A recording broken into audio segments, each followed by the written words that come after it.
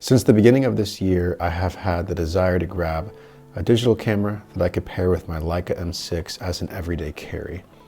Through months of searching and looking at all the potential options, I came across the Fuji XE4.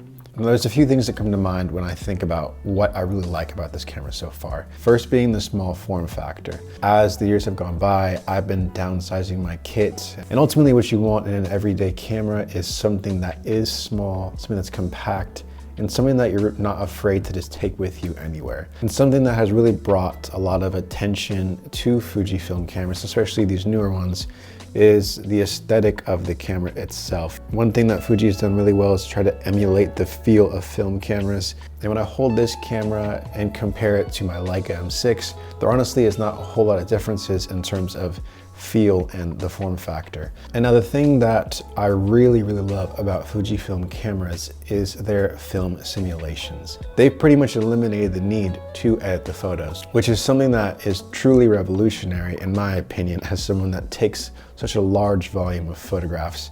Having the ability to literally just pick this up, pick a film simulation that I like, and go around and photograph my family in that simulation. That to me is the essence of a perfect everyday camera. And a note on the Fujifilm simulations is that, they have a full catalog of different simulations that you can pick from.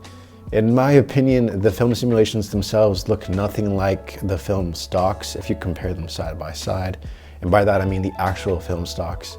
And I think it was just a clever way of Fuji labeling each simulation to kind of have a look of film, which is fine because another thing that Fuji has allowed people to do is to customize the individual film simulations, which has been commonly known as Fujifilm recipes. And there are tons of resources online for people to go through. I believe the most commonly used one is fujiweekly.com, which just has a long list of different film simulations which can be emulated going through your menu system and essentially creating a custom profile on the camera. Now, I personally use a Fujifilm recipe that emulates HP5 by far the most. And to be honest, the simulation of the HP5 on this camera is pretty dang close to actual HP5 film. Those are pretty much the things that I've enjoyed the most about the Fujifilm XE4.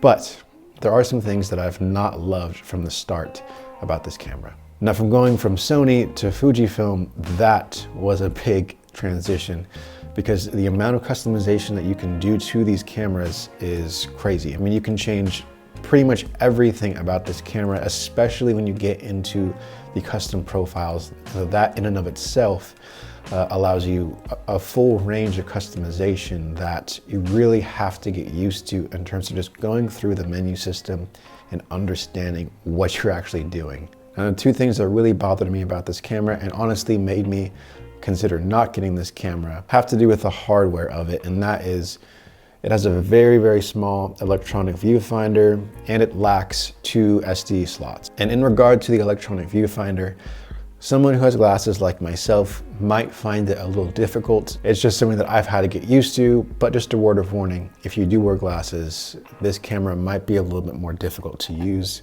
Unless you're just shooting exclusively with the LCD, which I personally would not recommend because it kind of just takes away from the experience of using a rangefinder-like camera. Now, if you're someone that's in a similar position that is looking for an everyday camera, then I would seriously consider the Fuji XE4. My specific use cases for this camera was really just to have something that I could carry around the house and take photos of my family. I just had a son, and so having this in the living room to just pick up and take some photos that I could have forever and not have to worry about editing them, that was very important to me. And as I mentioned at the beginning of this video, I wanted something that would be interchangeable with my Leica M6, as well as in my professional workflow as a wedding photographer. And ultimately me getting the XE4 is kind of a signaling to myself that I'm gonna be definitely scaling back the amount of film that I shoot for personal work specifically. That does not mean for my personal projects that I won't continue to shoot film because I love to do it. But just to use around my house, it doesn't make sense financially to be spending money every time I'm taking a photograph and then have those photos developed, especially color film. That's actually why I stocked up on a lot of black and white film, because those prices are a lot more reasonable than color at this point. Really, in my mind, I'm only shooting color film if I'm being paid to use it, which thankfully I still have the opportunity to do that. But yes, if you made it this far, thank you so much for watching. I always appreciate when you do. Please like, subscribe, and comment on the video. And if you have any questions, feel free to send me a DM on Instagram. I'll link those below. Until next time, stay safe, and I'll see you in the next video. Peace.